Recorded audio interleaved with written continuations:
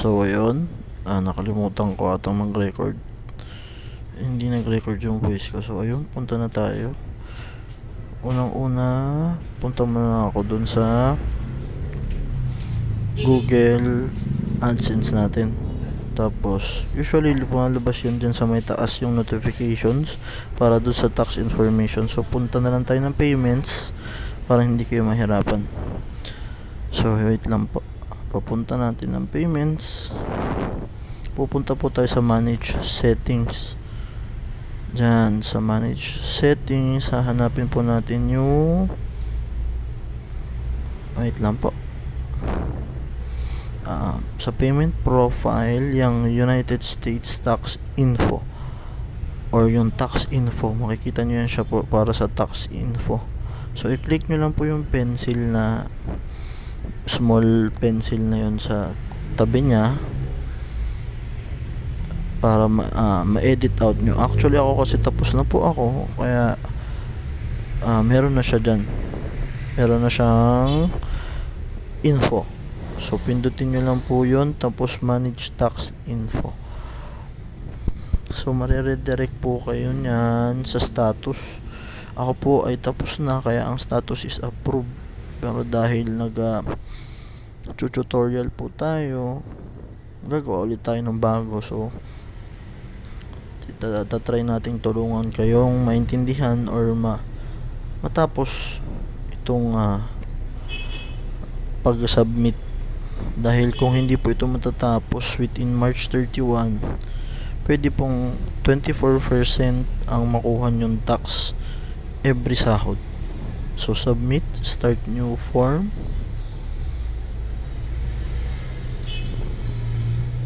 So pasensya na po, medyo loading lang. Ako ay sa mobile ko po pala to ginawa. So yan, to verify, ilalagin ulit yung email nyo para siguradong kayo yun. So simulan na natin. Unang-una po is kung non-individual entity, parang organization ang pagkakaintindi ko dyan. So doon tayo sa individual.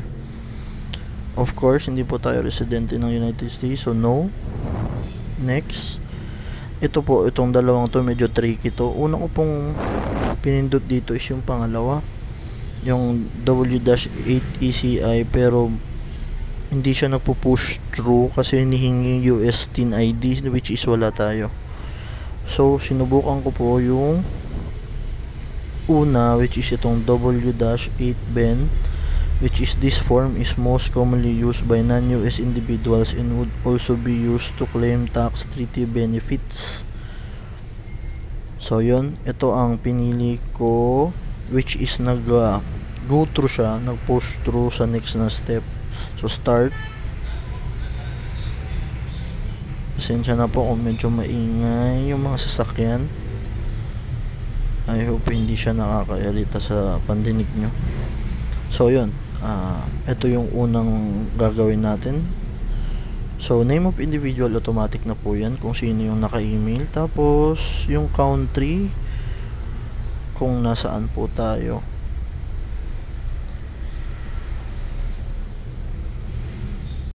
Yun, lagay lang po natin yung TIN ID natin. Importante po yung TIN ID kasi hindi po tayo makapag-push through kung wala yung TIN ID. Mahirap din po kung manghuhula kayo kasi kung baka pag nagka-problema hindi nyo siya maayos. So yun, address naman po tayo. Lagyan ng chinikan ko lang po siya, hindi ko rin alam kung bakit, basta chinikan ko lang. Address, lagay lang po natin yung address natin. Actually maganda nga tong may gantong address para halimbawa kung may mailing etc po sa inyo, yan. Anyway, pwede naman sa email yan ata. Meron naman sa atin sa email. Hirap mag-explain, pasensya na ho. Sana nakakasunod kayo. So yan, ilalagay lang yung address natin, exact address. Ako po mobile ang ginamit ko sa pag-register, sa pag-fill up nito dahil nasa trabaho lang ho ako. Ayan, postal ID rin po pala. Importante po yan. Mailing address, yun na rin po yung nilagay ko. sa permanent residence address ko. So ayan, tax treaty. Ito po yung isa sa mga tricky na paulit-ulit kong ginawa kanina. So una ko rin ginawa dyan is yung sa una, pero na-realize ko eventually 30% ang hinihingi niyang withholding tax. So inulit ko siya and pumunta ako doon sa pangalawa, which is resident of country claiming treaty with the US. So ilalagay lang natin, check lang ulit. Yan, pili lang po tayo ng country, which is Philippines. Hanapin lang po natin. Asa na ba yun? Ayun, pindot. Yan. So ito yung tatlong tinatax ni Google sa YouTube natin. Una is yung services, yung sa Adsense po. So yun, meron siyang choices na 0, reduce rate. So yun po yung pinili ko kasi yun yung pinakamababang, yun yung walang withholding rate. So sa pangalawa naman is motion picture and TV, which is YouTube, Google Play. Ang option niya po is 30% at 15%. So sa aking knowledge, sa pagkakaintindi, mas pipiliin natin yung 15% kaysa sa 30%. Tapos ito po mga article etc na yan, i-click nyo lang yung arrow na yan, tapos yun na po yung lalabas. Tapos chinecheck ko rin po yan, yung mga basahin, kayo na lang po magbasa. Tapos ko naman siyang basahin, medyo hindi naman siya harmful or makaka-apekto dun sa Google natin. So kung meron po mas nakakaalam, mag-comment lang po kayo para at least alam natin or meron tayong mas malaman na mas accurate. So ito pong akin is sa pagkakaintindi ko lang po, my own knowledge sa kung paano siya pilapan. So ayun na po, I confirm that I have reviewed the generated tax document. Importante pong basahin din po natin lahat. So ito po ay yung form. So ang ginawa ko po dyan, para may sarili akong kopya, pero actually meron din naman yan dun sa mismong tax information po natin. Pero ako, ginawa ko, clinic ko po siya. After ko click, dinownload ko na rin po. Tapos in-screenshot ko na rin po siya para marami tayong kopya. So next. So ito po ay mahaba. So kung babasahin ko pa lahat po ito sa inyo, baka umabot tayo ng siyam-siyam. So kayo na lang po ang magbabasa niyan. Anyway, madali naman maintindihan yung mga nakasulat doon. Medyo, yung iba medyo ano lang. Tapos yon, full legal name, kung kanino po nakapangalan yung email. Tapos next.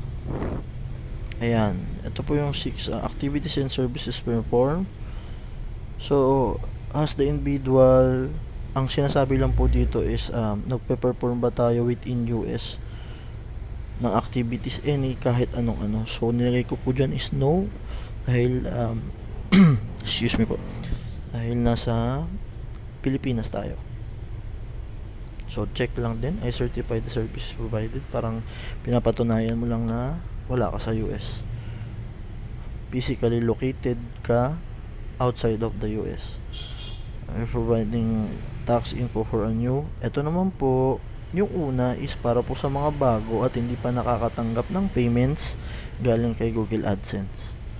Yung pangalawa po is yung mga nakatanggap na. So dahil ako po ay bago lang din, newly monetized. So yun, ang yung pinindot ko po is yung una.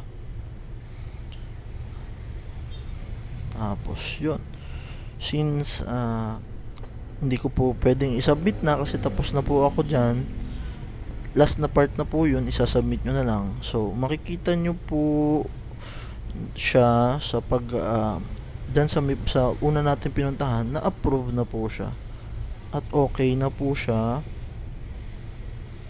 Yun, so ang nakuha ko po is 15% tax lang for motion pictures and TV withholding tax rate.